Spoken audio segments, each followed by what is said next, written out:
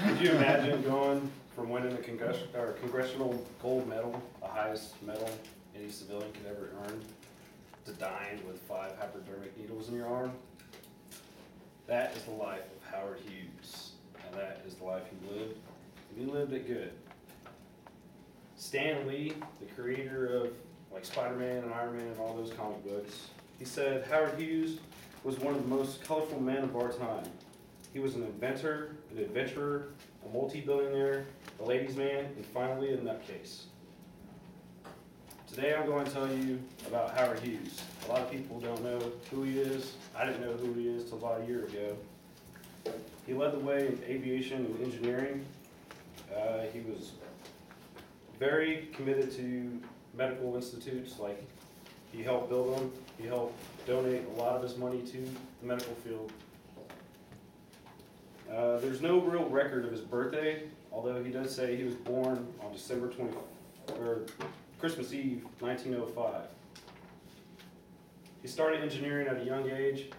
He took his father's steam engine apart and built his first motorized vehicle, or he built the first motorized bike in Houston, Texas at the age of 14. At the age of 11, he made some kind of radio. And then his parents' death pretty much led him to to create a medical research laboratory and start donating all that type of money to the medical field. Howard Hughes created the Hughes H-1 Racer and other airplanes. He designed them and built them himself. After he got all that money from his parents, he broke the aerospeed and the around the world airspeed multiple times because other people would break him, and then he would go back and rebuild his plane, make it faster and better and stronger, and then break it again. He received the Congressional Gold Medal from Harry S. Truman, although he never went to go even pick it up. Harry S. Truman had to mail it to him. He was a ladies' man. He did get married multiple times, and during those marriages he barely ever saw his wife because he was always away.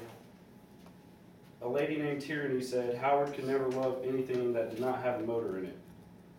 Tierney had a daughter, Daria. She was born deaf and blind and medically retarded. Howard Hughes donated all the money to her and made sure that his daughter lived a great life and had the best medical care for her. Hughes crashed on July 7th, 1946. He was flying an XF-11. It started failing. He tried to save it by landing on a golf course. It immediately went into a house. The fuel tanks exploded. Everybody thought he was pretty much dead. He pulled himself from the wreckage, had multiple broken bones, third-degree burns all over his body, and just lay there and was just thinking, dang, I could have made that plane better. He started displaying signs of mental illness, mainly obsessive-compulsive disorder. He loved to eat peas, and he would spend hours organizing peas from smallest to biggest before he started eating them. He watched Ice Station Zebra 150 times one day, just sitting in his room. He would literally sit in his room, butt naked, with a little Kleenex over his genitals, and just watch TV. He would poop in cans. He wouldn't really take care of himself for months on end. He went from being one of the most known people in the world to nobody's ever seen him again. He started using morphine a lot just because of his pain from his multiple plane crashes. He spent a lot of time in Vegas buying real estate and selling real estate. He bought out a hotel one time, and he started becoming very fond of this ice cream flavor. And so his staff bought about 200 gallons of the ice cream, and as soon as they delivered it to him, he didn't like it anymore. He wanted some chocolate ice cream. So now at that hotel that they live at, or he used to live at, they gave free ice cream pretty much for the entire year. It said there's still a lot of that ice cream. at that hotel freezer. He did leave a good life.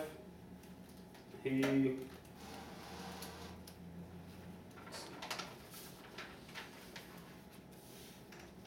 Without people like Howard Hughes' contribution to us, we wouldn't have got as far as we would have in our aviation. And the Howard Hughes Medical Institute wouldn't be here, and that has definitely helped a lot of people. Many people will do great things with their lives. It's just some are held down by illnesses, as he started to get held down by his mental illness. The movie Aviator, starring Leonardo DiCaprio, was made after him. Even Iron Man's personality and playboy lifestyle was inspired by Howard Hughes.